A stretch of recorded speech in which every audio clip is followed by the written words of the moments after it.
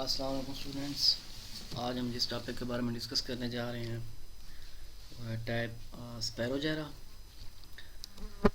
स्पैरोजेरा में सबसे पहले हम उसकी टेक्सोनोमिक पोजीशन या सिस्टमेटिक पोजीशन के बारे में देखते हैं। इसकी डिवीज़न जो है क्लोरोफाइटा, क्लास जो है इसकी क्लोरोफैसी, आर्डर जो है जैनिमेल्स और फैमिली जो है जैनिमेसी और जीनस जो है इसकी स्पैरोजेरा।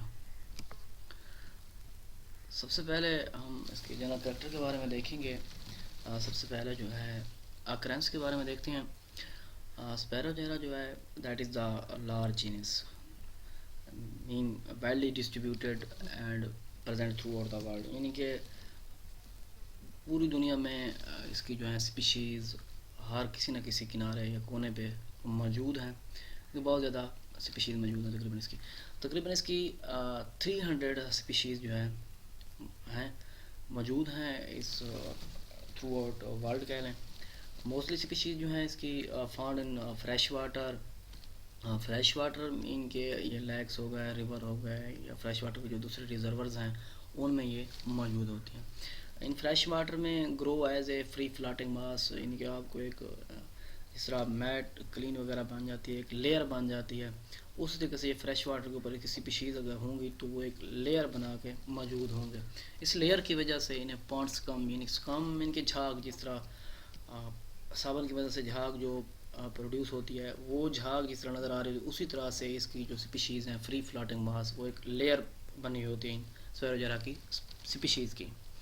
कुछ इनकी जो स्पीशीज़ हैं grow on fresh water stagnant reservoir, इनके फ्रेश वाटर के जो ऐसे रिजर्वर जहाँ पानी खड़ा हो, स्टैंडिंग वाटर, वहाँ पर इसकी स्पीशीज़ भी क्या करती हैं, ग्रो करती हैं। कुछ स्पीशीज़ इनकी जो हैं ग्रो करती हैं slow running streams and river, इनके जो जहाँ पानी ऐसा ऐसा रिवर्स में या स्ट्रीम्स में चल रहा हो वहाँ पर भी इसकी स्पीशीज़ जो हैं ग्रो करती हैं।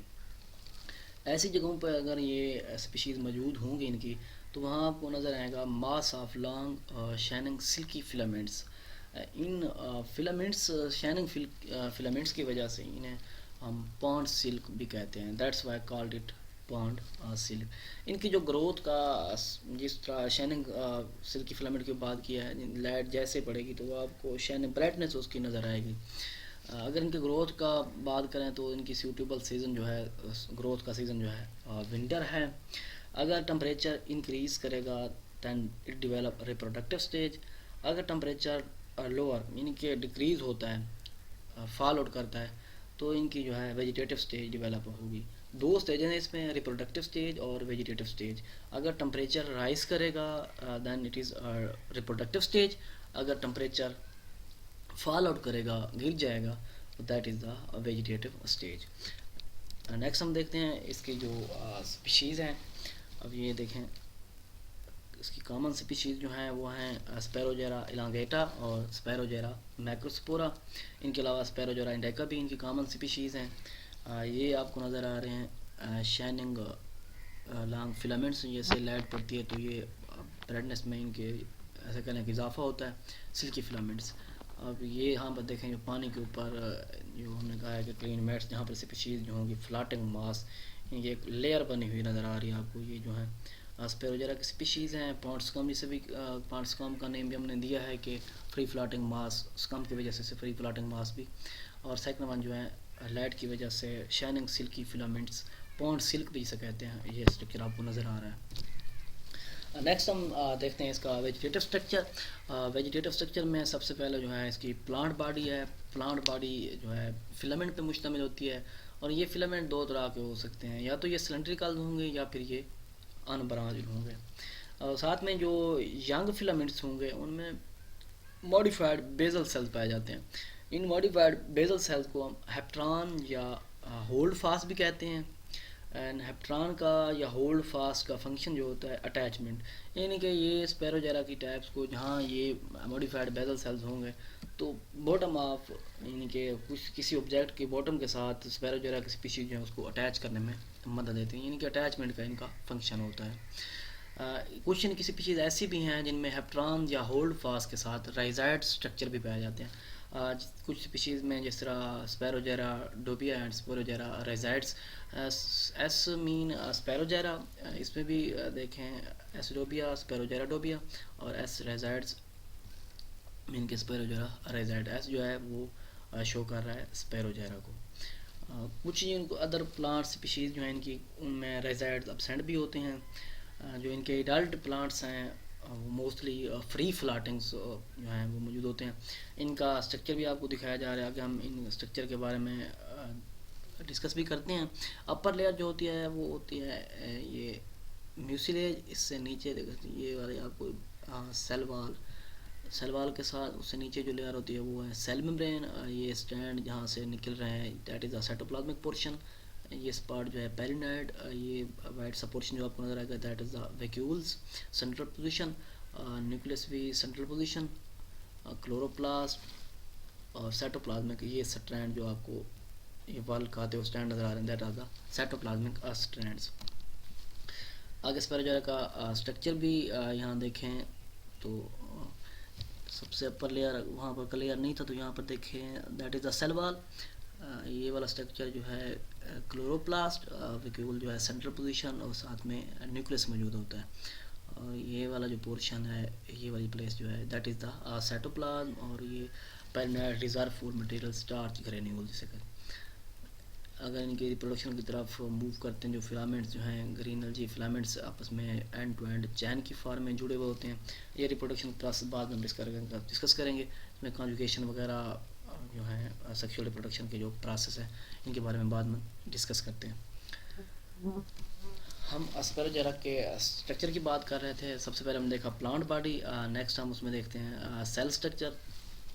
सेल स्ट्रक्चर में सबसे पहले जो है उसके फॉलोइंग स्पैरोजेरा के सेल स्ट्रक्चर हैं जो उसके पार्ट्स हैं। सबसे पहले जो है वो है cell wall, that is enclose by two layer cell wall, यानी कि सेल वॉल जो है दो लेयर्स की बनी होती है, एक आउटर दूसरी इनर लेयर। आउटर लेयर जो है पैक्टिक सब्सटेंस की होती है और इनर लेयर जो है दैट इज़ द सेलुलोज, यानी कि सेलुलोजिक लेयर होती है।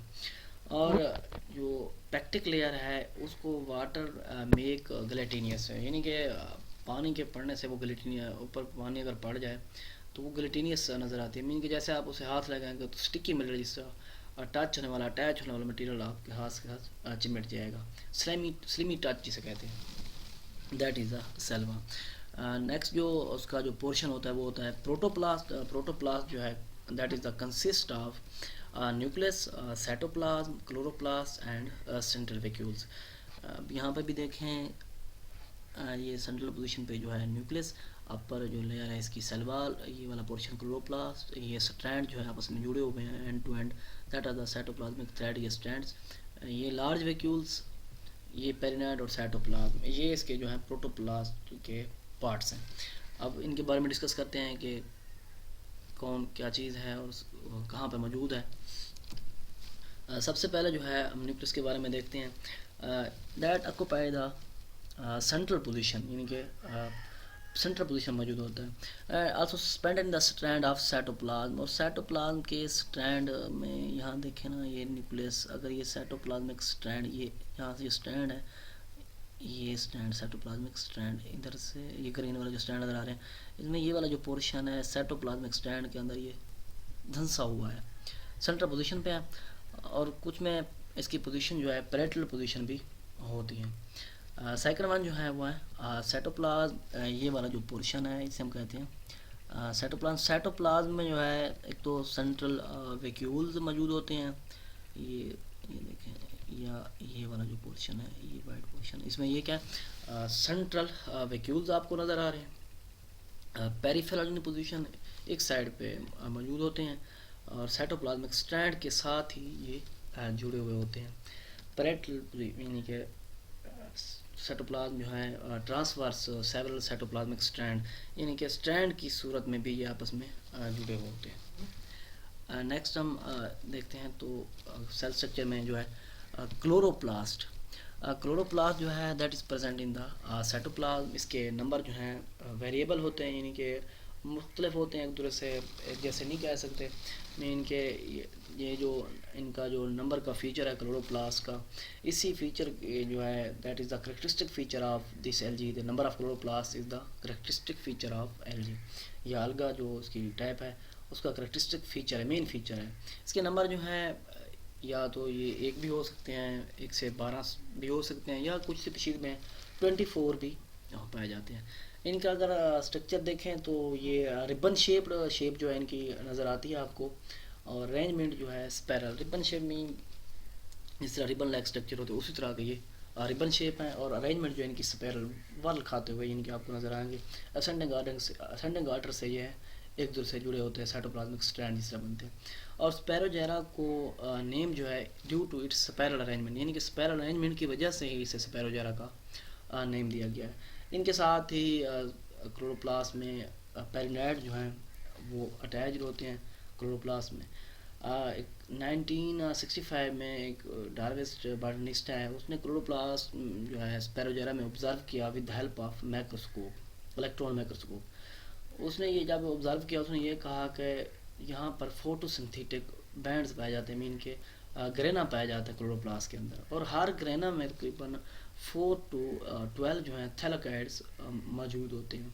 और उसके साथ ही उसने कुछ पेरिनाइड जो हैं शीथिंग इन स्टार्च में कुछ पेरिनाइड भी हैं स्ट्रक्चर, वो भी क्या होते हैं मौजूद होते हैं।